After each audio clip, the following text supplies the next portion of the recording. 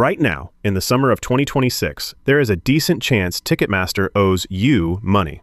Not as a figure of speech, an actual claim with your name on it for concert tickets you already bought. And the reason why is one of the sneakiest pricing tricks in modern business. Here is how it unfolded. Think back to the last time you bought a concert ticket online. You searched for a show, you found a seat. The price said $80. You clicked through page after page, watching a little countdown timer pressure you the whole way. And then, on the very last screen, the number changed. Service fee, processing fee, facility charge, order handling. Your $80 ticket was suddenly $115. With 2 minutes on the clock and front row FOMO in your chest, you paid it. Almost everyone does. That trick has a name. Economists call it drip pricing. Show a low number first, get you emotionally committed, then drip the real costs in at the end, when backing out feels like losing your seat. Behavioral researchers have measured it for years, and the result is always the same. People spend more when the fees arrive late, and they blame themselves instead of the seller.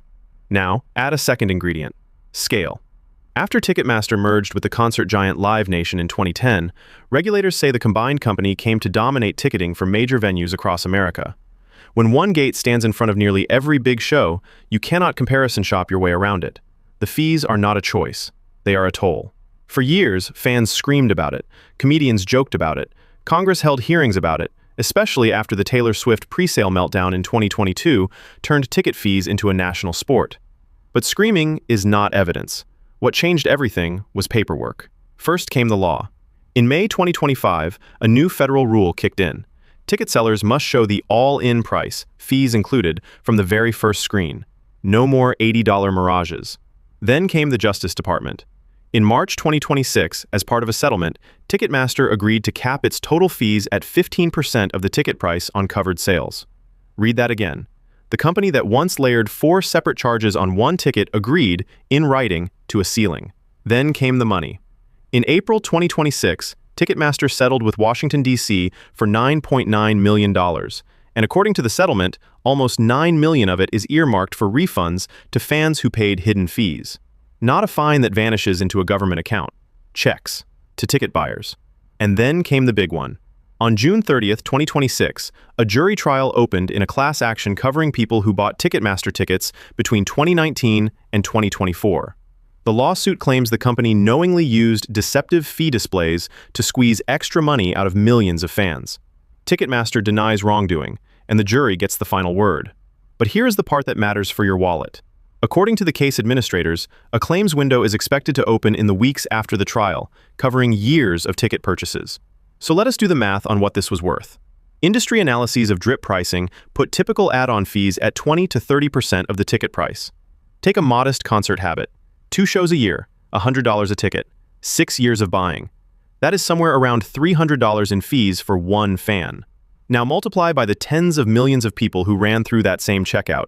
That is not a rounding error. That is one of the largest quiet transfers of money from fans to a single company in entertainment history. Why did it work for so long? Because every piece of the design pointed the same direction. The countdown clock manufactured panic. The late fee reveal exploited commitment. The market position removed the exit. None of those pieces looks illegal on its own. Together, prosecutors and plaintiffs argue, they became a machine for making you say yes. And here's the twist almost nobody notices. The fees were never really the product. The data was part of it too. Every checkout taught the system exactly how much pressure a fan can take before walking away. You were not just buying a ticket, you were training the machine that prices the next one. So what should you actually do? 3 things, and none of them are legal advice, just public information. 1. If you bought Ticketmaster tickets between 2019 and 2024, watch for the official claims site this summer. Real settlement claims are free to file and take minutes. 2.